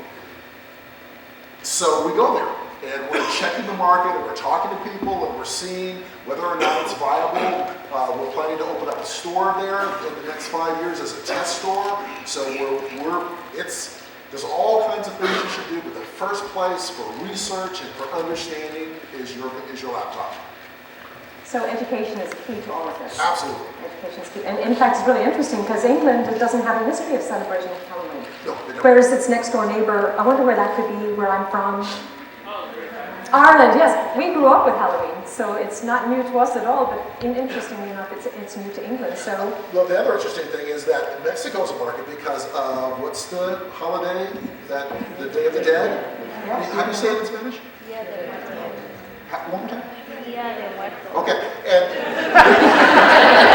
He's I do not want to embarrass myself by trying to say anything in Spanish. I just don't got that again. But I will say that it is another market because it's similar to Halloween. A lot of our product is very similar to product that's sold for Day of the Dead. So, and you know, one of the things about what Bertram says about doing your homework is so important. You know, some of the big boys and girls, and I mean the larger businesses, have really made some great decisions, but also some great errors. In fact, do you know that Sears purchased Orchard Supply Store? And so one of the things that Sears did is they decided to turn some of the Sears stores into Orchard Supply stores in places where Orchard wasn't known, which one was a challenge because Sears was already their brand. And they were looking at one of the stores that they put in the Midwest, and they couldn't figure out why their summer figures were so darn poor. They were not representative of the kinds of figures they would have expected to get in a similar market elsewhere, especially in California. So they brought this guy in who happens to be a friend of mine, who's a turnaround expert for the company. And he started looking, and he said, you have 2 lanes. This was July, August kind of time. You have 2 lanes of goods that actually work with sprinkler systems. Anyone here from the Midwest? Midwest doesn't do a lot of sprinkling. And so, you know, they hadn't done their homework. And so, you know what, if they had gone, as Bertram said, go talk to your customer, do the internet, figure out what the heck they need, then perhaps they wouldn't have used their money in that way, and they may in fact have the same kind of return on investment they would have expected. Veronica, a quick one. Where are your stores located, especially the one here in Stockton? The one in Stockton is located at 400 North Eldorado, which is downtown across from City Hall. And the one in San Francisco is at 1073 Market Street, and that's in between 6th and 7th on Market Street, about 3 blocks from City Hall. Very good, thank you. Donna, you talked a little bit about this, about word of mouth, but what kind of advertising do you do in a down economy, or have you in fact pulled back, or talk about Rhonda said, you know, Well, be careful about that? Yeah, I do put ads in the paper. It is truly by word of mouth. I just did a huge mailing. phone book is a big deal. We put it into the phone book in the album. I noticed too that you have a blog. I do. We have an internet site, and I really think, I totally agree that we really have to, that's the new way. In fact, at school, we put in, it's called a Promethean board, which is an interactive whiteboard in one of the classrooms. And it's also great for children with special needs. But we want to be able to put pictures of our school and what we're offering, and it's a great way to sell the school on the internet. Wait till you see, kids are going to be going home talking about Promethean boards, and the parents will have no idea what they're talking about. Yeah. A quick question for me was something about business licenses and getting resale license. Just about every single business that's doing business, except for an in-home childcare of up to 8 kids that I'm aware of, will have to have some kind of a business license. As far as a wholesale or resale license, it really depends on what kind of business you're in. If you were a business consultant, you probably don't need that. But if you're going to buy anything on a wholesale basis and sell it retail, to buy a wholesale period, you do need to have one of those permits. Again, the Small Business Development Center can provide you with that information, so check us out. Rhonda, how would someone in a multi-level marketing company take advantage of this economy? Well, first of all, I should say that I'm not a giant fan of multi-level marketing companies, so don't throw bricks over here or whatever you do. And so, let me step back and just say that if I may. And there's a reason, which is, for those of you who don't know, sometimes it's called direct selling. Multi-level marketing is where what you do is that I'm going to sell detergent or nutritional supplements or telephone services or whatever. And if I could sell it to you, but I can also, with multi-level marketing, I'm going to get you to also sell it, and I'm going to get a percentage of what you sell. And then I try to get Veronica to sell it, and then I'll get a percentage of her. And me, I'm old-fashioned. I don't want any competitors. So my attitude about multi-level marketing is, why would I try to get 2 or 3 or 4 other people to compete with me? And if I can be that good at selling something, I'd rather just go out and sell it myself. So I think the reality is that in this economy, I think a lot of people are going to be drawn to multi-level marketing because, just as with everything else, there are a lot of people looking for jobs and looking to create their own business. And there are more and more people who will want to start their own business in this economy. And so people who reach out to them through multi-level marketing will find a pretty receptive audience. I should also say that for some people who do need the structure, that perhaps a multi-level marketing, and it is cheaper to go in than a franchise, but franchises do provide you with structures a lot. And Bertram is a franchise, and there's a whole range of prices on franchise and quality of franchises. But I would also say, perhaps before looking at multi-level marketing, if that's something you're thinking about, if you're approached about doing, I would really sit down with the SBDC and talk about other ways to do some similar kinds of things that might not be with that whole multi-level. Bertram, what is the best way for you to advertise your business? The best way? I think the best way to advertise my business is to provide an awesome service better than anyone else that can't be duplicated. A durable competitive advantage is our service. In the Halloween, how many of you have ever been in a Halloween store? Okay, now why is it that you guys go into our stores and trash them? You guys go into our stores? Oh, no, I'm just kidding. Halloween store, but you do know what I'm talking about. The Halloween stores look trashed 1 week before Halloween. They look raggedy. And one of the things that typical Halloween stores do is they look like they are overnight sensations. They do not look like they're going to be there longer than a week. They don't clean up, they don't fix up, they look, as I said, they look bad a week before Halloween. That's one thing that Halloween stores are known for, but not my store. When I had my staff start our model of what our store was going to be, I wanted high-class displays, I wanted uniforms, I wanted excellent customer service. I wanted the kind of customer service that you would get from Nordstrom's, which in the retail industry, that's the gold standard. That's what I wanted, because that's what I thought was our absolute best competitive advantage, and that's how we get customers to come back, is through word of mouth. People who come into our stores keep coming back, they bring people with them, and we've got a great word of mouth. I have not had success with radio ads, I've not had success with newspaper ads, I've had some success with billboards. We're doing lots of email marketing now, email newsletters and marketing. We've had some success with our website, but I can tell you that the most important thing that you will ever do is have an absolutely quality product and provide quality service, and nothing that you ever do is going to beat that for advertising. And at the same time, within your industry, because you have such a short season, your location is incredibly important to you. Yeah, very important. So that's really a piece of your marketing plan. It is a part of it, absolutely, and we take it for granted. You have to be where the customers are. You have to be. If you, in fact, I learned this from Martha's marketing class, that if you're going to pay more for a good location, and you got a bad location, but you're going to pay less for, the difference in price, that's the marketing plan. That's your marketing budget. All the money that you're going to save by being in a not so good location is money that you're going to have to spend to try to get customers to your store. That's what you're paying for in a good location. You're paying for the foot traffic, you're paying for all of the other benefits that the Old Navies or the Best Buys or all those folks have all these television commercials. They're bringing folks into the center, they're bringing folks next to you so that they will come into your store. That's why you're paying more to be next to them, because you're getting the benefit of their work. Excellent, thank you. Veronica, what steps did you have to take in order to start your business? It was 12 years ago, I know, but... I work 7 days a week. So, and was that to raise the money, or...? I worked 7 days a week in a store that was doing really bad. And I worked and worked and worked. I worked 7 days a week for at least 3 years straight. New Year's, Thanksgiving, Christmas, we worked every day. To build the store, unfortunately, the store didn't make it. But we started a new store, which with all that work, non-stop. I mean, same with the bookkeeping and stuff like that. When I was off work, I wasn't off work.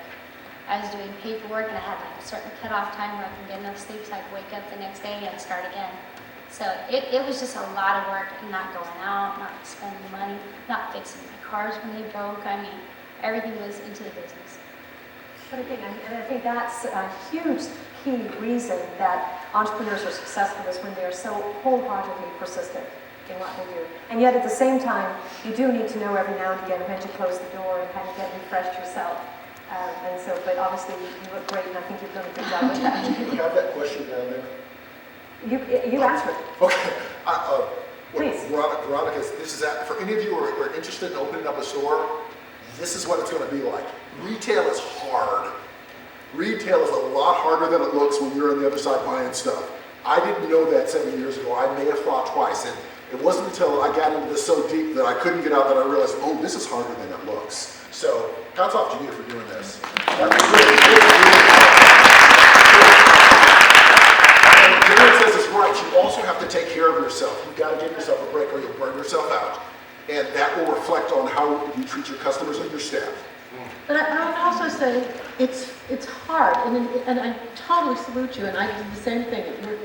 It's also fun and exciting and challenging.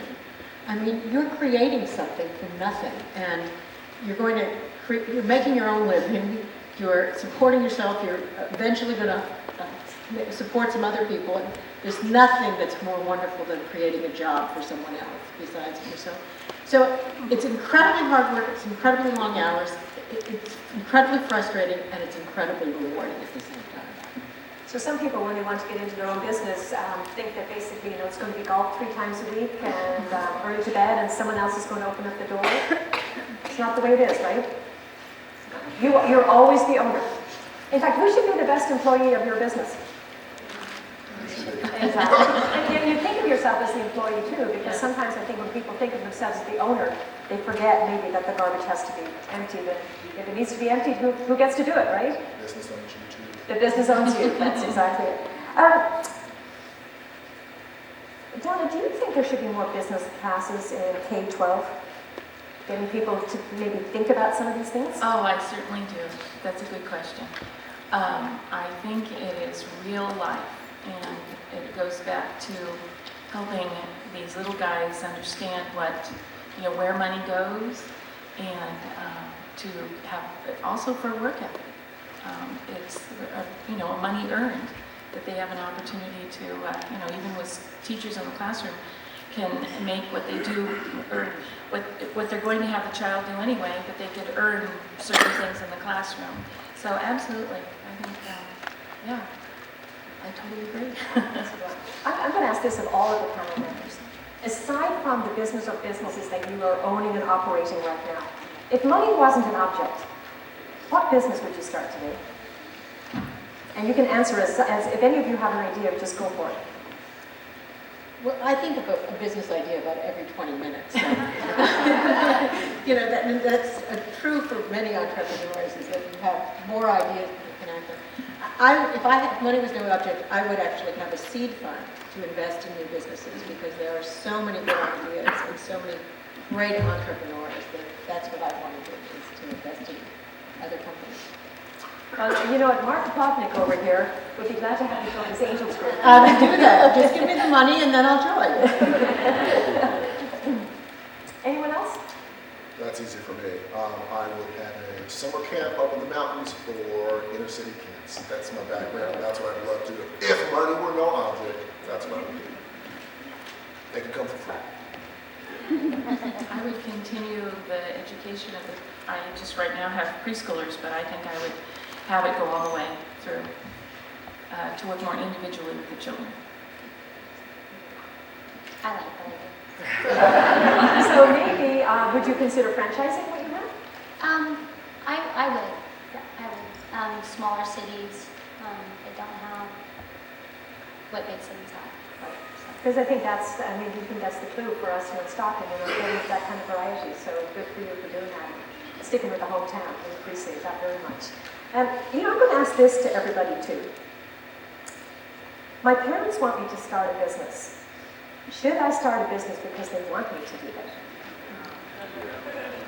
I mean, even the audience just answered a little question. It's a whole balance between heart and head, isn't it? You know what? I think there's lots of reasons to start businesses, not just one. If your parents want you to start a business, sometimes parents are right. Sometimes, that may be just the push that you needed to get you started. And I wouldn't dismiss that out of hand as a good reason to start a business. Are they willing to help fund it? Yeah. But one of the things we talk about in small business is that it's like a stool, a three-legged stool. And if your parents want you to start a business, they are part of that support system. But you are one of the legs of that stool too, so you have to be as equally as supportive. And then there are maybe your employees or your market, who knows what that third leg of that stool is at any one given time. But if any one of those collapses a little bit, guess what happens? Yeah, it's gone down this way, and so I think you have to take all of those things into consideration. If this is, Veronica, I think we already said that you actually started a lot of your business on credit, but did you also have some money that you were put into business to begin with? What I worked for, small amounts with CODs. Everything pretty much went back into the business, like I said before, fixing my car. I took the BART system, I took buses. Make sure everything would go back in there. Merchandise comes first before almost anything else. And it kind of also speaks to what Rhonda said, sometimes you start smaller. You put whatever you have, you put into it. Yeah, exactly. And Donna, if I can ask you, how did you go about actually making the purchase of Snell's Creek Infant? Well, I actually grew up in the business in 1959. My mom was Mary Robinson. She bought it, so I fell into it. But I was just thinking of that when your mom or your parents would say go into it. Both my folks were teachers, and so I did fall into it. But it was something I think I was going to always be a teacher. It was just 3 mornings a week is what she purchased it at. And we just, I have helped increase it to 6 classes now. We have a full day program, swimming lessons, and all kinds of things. So you're not busy at all? No, it's 24/7. We live it. we're almost at the end of this. So before I say anything to the panel, I want to thank all of you for just, really some great questions. So thank you. So pat yourselves on the back for just doing a good job keeping this panel going today. So thank you.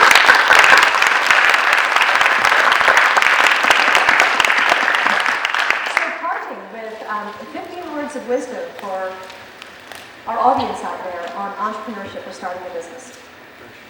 The vision, if they have a vision, they need to go for it. I think that we need the visionaries, we need the great ideas, and I think they can do it. If they have the desire, they just have to look at the big picture and go for it. I think if you want to start a business, you should. I think you should do a lot of research in that area. Even in working in certain places, if you want to start a coffee shop, go work in a coffee shop. You really got to know what it's like. Right, exactly. Got to be able to make the coffee as well as do the bookkeeping. Yeah. I would say the three pieces, make sure that you have all three covered, and that is the heart, that whatever you're doing, that you feel good about doing it, that you have the passion for it, you have the enthusiasm for it, hands, that you're willing to work hard, because 7 days a week, the long hours, absolutely may be necessary. That's more the norm than the exception. And the last thing is you got to have the head, but you got that ready because you're here at Delta, getting the business information that's necessary, the payroll, the insurance, all that kind of stuff necessary to head, hearts, And I'll just pick up on what many people here said. Vision, passion, plan. You have to have a plan. Get your education. I think it's fabulous that there's so many courses here. Confidence, to believe in yourself. You can do it.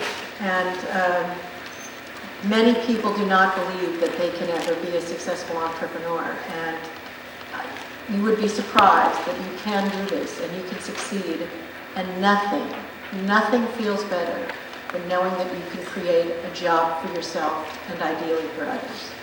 So ladies and gentlemen, would you please give it up for 4 successful entrepreneurs who are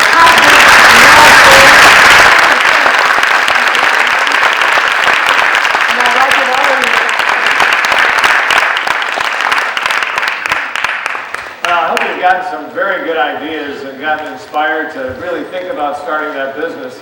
But right now, I'm sure it's that time when you're thinking, a nice cookie and some refreshments would be nice, and also get a chance to talk with some of these resources that are here to meet with you. So what we're going to ask you to do is to leave this area until 3:30, when we'll want you back, because we'll be wrapping up more gifts, more prizes when you come back. But just go into Lock Lounge, and don't forget, if you want your instructor to know you were here, make sure you've registered and that you come back and sign in at the end of the program. So please go to Lock Lounge. We have cookies, refreshments for you, and you get a chance to meet with some of the people here. Yeah! One more time, some more prizes. Let's hear it for Dave and Justin. Dave and Justin, come on out. All right, still have some people here. Oh, he's all excited, right? All right, how was the cookies and the drinks or whatever? Great, You guys great, have very cookies? good. All right, excellent. Well, thank you all for sticking around to the very end and sticking it out. We're going to play one more game here. Let's see if there's a lot less people here, but let's see if we can be as loud as we were the very first time we did it. So on the count of 3, everyone just shout as loud as you can, all right? 1, 2, 3. That's pretty good, not bad. All right, so we're going to go ahead and kick the music on. We're going to throw these balls out in the audience, and you have a lot better chance of winning now that there's a lot less people. So, guys, everyone stand up and get ready, because here they go.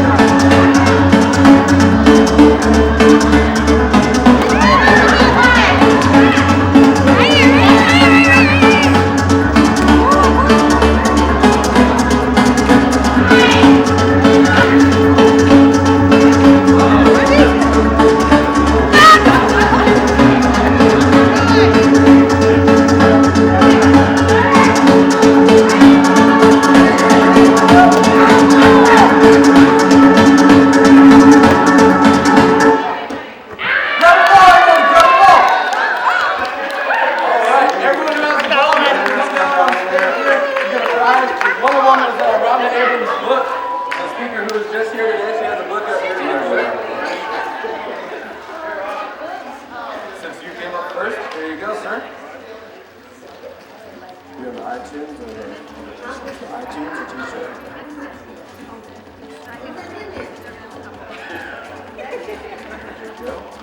Wondering why she wasn't talking. And do they get to keep the ball? Yeah, go ahead and keep the ball, whoever got it. I know. Good far. Yeah, T-shirt. It looks like one of the Come here. I got a child. Oh, very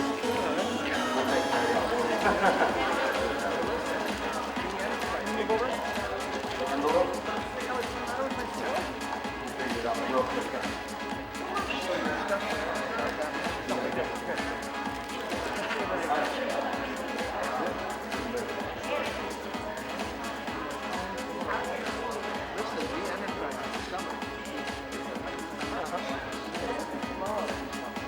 I tell you, we have to give it up again for Gabe and Justin. Wow, those guys.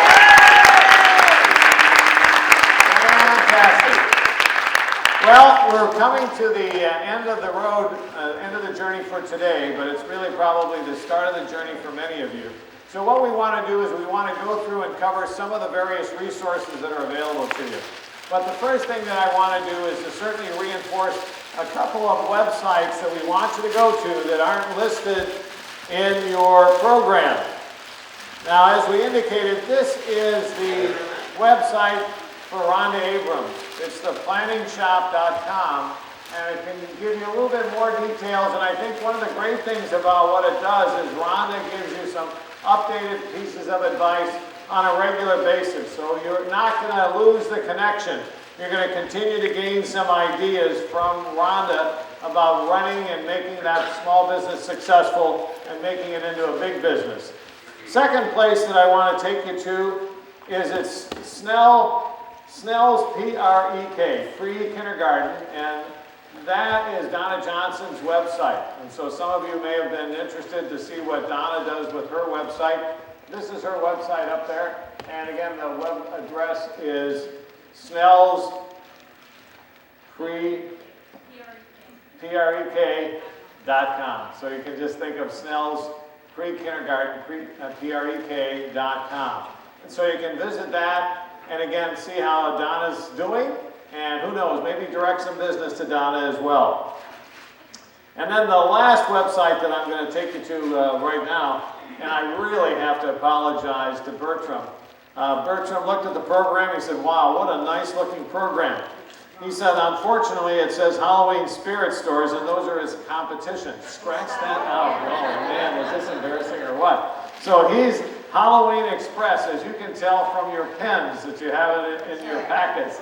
That's his location, so Halloween Express.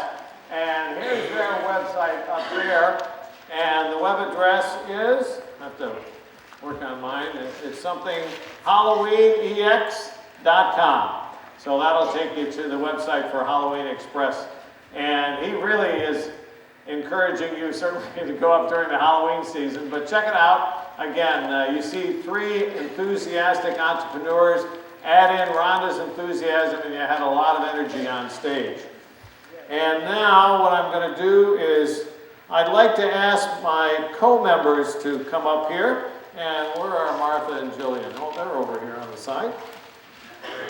And we're going to, one of the keys that we want to do is to think about how do we keep the enthusiasm going. Certainly one of the things that you can think about is taking some classes here at Delta College is a good way. Another one is certainly to go to the Small Business Development Center. And in your book, you saw at the back, and the back 2 pages here, we have a listing of some of the workshops that are coming up at the Small Business Development Center. Some of them are free, some of them cost $25, some of them are located in Stockton, some of them are located in Lodi, some of them are located in Tracy.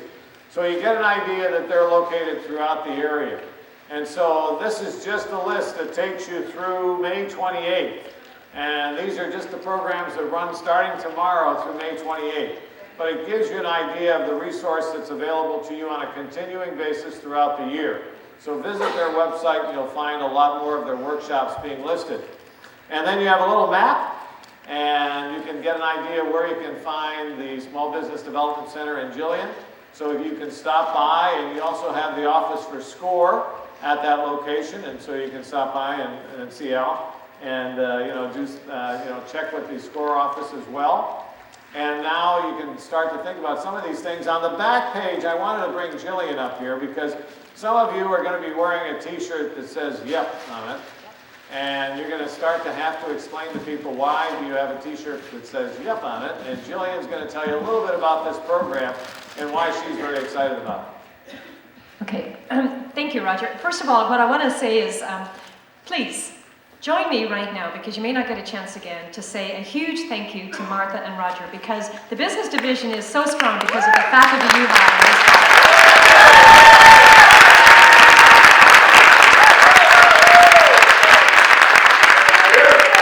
And they would also be the first to say it comes because they get support from Jan, and because they also get, they have great colleagues within the business division, but Martha and Roger are here right now, so that's the cheer for them, so thank you.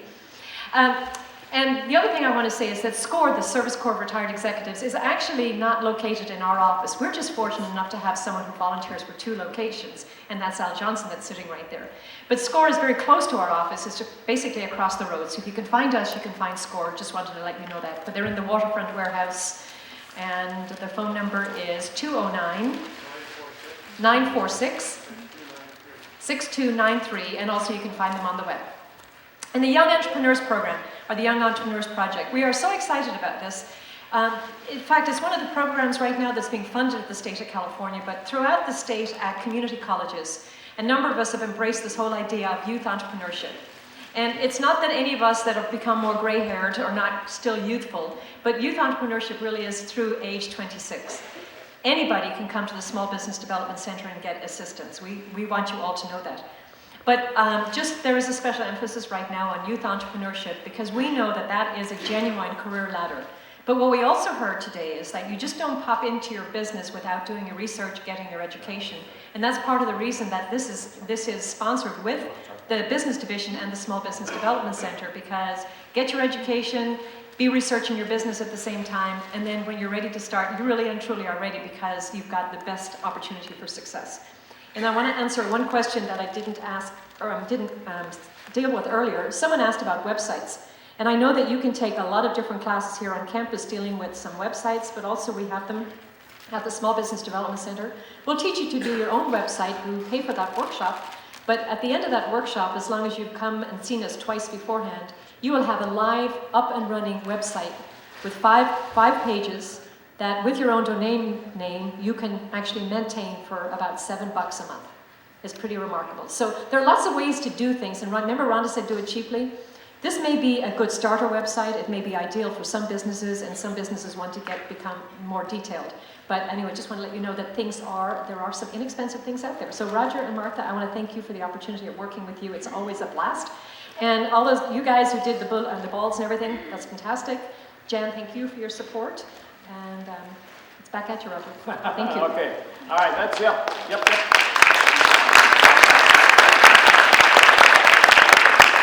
I think if there's one thing you can tell, it's a great person to work with at the Small Business Development Center, and Jillian is just one of the team down there. So again, we encourage you to stop by. Now on page 13 of your book, you see Entrepreneurs Resources. And in here we went through, and a lot of these resources were located at the Small Business Development Center site. And you can see the national SBDCs, Small Business Development Center. Jillian, somebody asked me about they're in Sacramento and getting to the Sacramento Small Business Development Center. There are centers all over the state of California, in fact, all over the country. If you go to that national site, put in your zip code, it will tell you your closest center. Now what I'll say is sometimes that closest center is as the bird flies, not necessarily how quickly your car might get you there, or if you're Veronica, how quickly your motorcycle will get you there. So check out maybe the top 2 or 3 to see which really one is the one closest to you. And then I think there's another great resource when you think about the California Healthcare Foundation, talk about healthcare for small business owners, the California Construction Contracting Program for getting a contract with the state of California, and then the Sawyer Center at Santa Rosa Junior College, I think as Jillian alluded to, There are a lot of great support at a number of our community colleges around the state. And this Sawyer Center provides you with no-cost counseling and information regarding intellectual property. And so it starts to give you a little bit of an idea. Those of you who might be artists, or you might be working on, some of these websites, and you want to start to think about how do I protect that site, you might want to contact the Sawyer Center, and there's a telephone number there of Steve Schneider, who you can talk with and learn more about what the program offers to you at Santa Rosa. And now the last site is a new site on that page that we want to take you to. And one of the things, as you can see, it's up on your board right now. This is what we call the Delta Biz Network, just being premiered today for you. And what it's designed to do is to keep you linked with Delta College and with some of your instructors here at Delta College as you embark on your small business or as you're out there working on different things. And we've sort of tied it to 4 different programs here. And before I go into those 4 programs, I do want to highlight, you see something that says MarinEnterprises.com. Right up there, you're saying, hey, they paid the big bucks to get their website. And you're absolutely right. Now we have Leo Marin over here. Leo is a student here at Delta College, and he's going to be managing that website for us. And so, Leo, we have to congratulate Leo for putting this website up for us. And Leo is a budding entrepreneur who's taken a lot of Martha's classes, and so he has learned a lot by working with Martha as well as a number of our other instructors here at Delta College. And so he has helped us put together this class, or this website. And so one of the things that you can see is if you want to stay linked with, let's say Martha, you have the Small Business Development Center, and we're going to have some resources linked here for you. And you can post some comments, and Martha will be responding and posting some comments. We have the Culinary Arts program here where you can do something similar if you're going into the culinary arts field, opening a restaurant. You have the Early Childhood Education site here where you can do the same sort of thing. And you have Vivian Harper right down here who's been very supportive of our program. Vivian, you better stand up so people can see you. Vivian's a member of our Early Childhood Education program. And you had Donna in one of your classes, didn't you?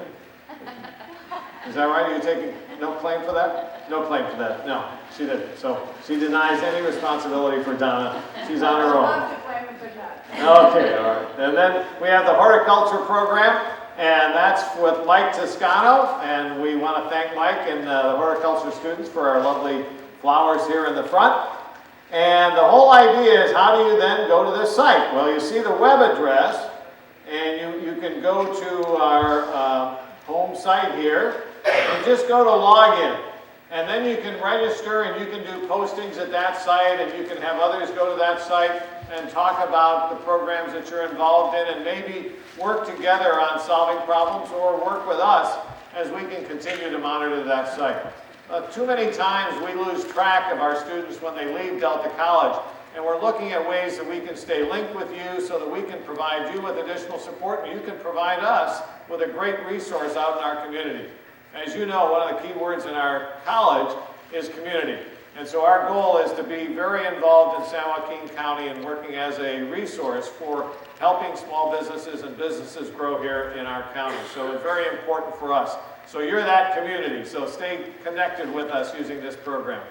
Now, one of the last things I guess we want to say is, as you go back in your bag, and Jillian would kill me as we start to think about it, we're going to ask you to be sure to fill out this page. And this is your conference evaluation form. And this is going to give all of us, and especially Jillian, a lot of feedback on how the conference went, what was valuable, what would you like to see more of. Because I guess our final question is going to be, do you want us to try something like this in the future? Was this helpful? Yes. All right, so that gives us an idea that maybe it would be very helpful to do something like that. And is that a good idea back there? Yes, it is. As a member of the checkout team out here, I'll be manning the box where those will be eventually placed. It would help us out and actually help you out for your extra credit that some of us are offering. If you put the names of your instructors and the class do have some double checks, but there are some students that are a little tough for us to figure out who they belong to. So please put the name of your class and your instructor on there somewhere as well. And Dean, as captain of the checkout crew, did you find the special box with all the little tidbits in there? Yes, we did. Okay, so that's your gift that you're going to be receiving as you turn this form in and you do your exit registration. Now, I saw somebody raise their hand, and that's a great point. Probably should let people ask some questions if you'd like to ask us any questions prior to closing up. Sean? What's the website? Thank you for remembering my name. What's the website address for that? Good news, it's the last one on the page, on page 13. Excellent. I'm glad I had a good answer. So that's very helpful. Any other last minute thoughts?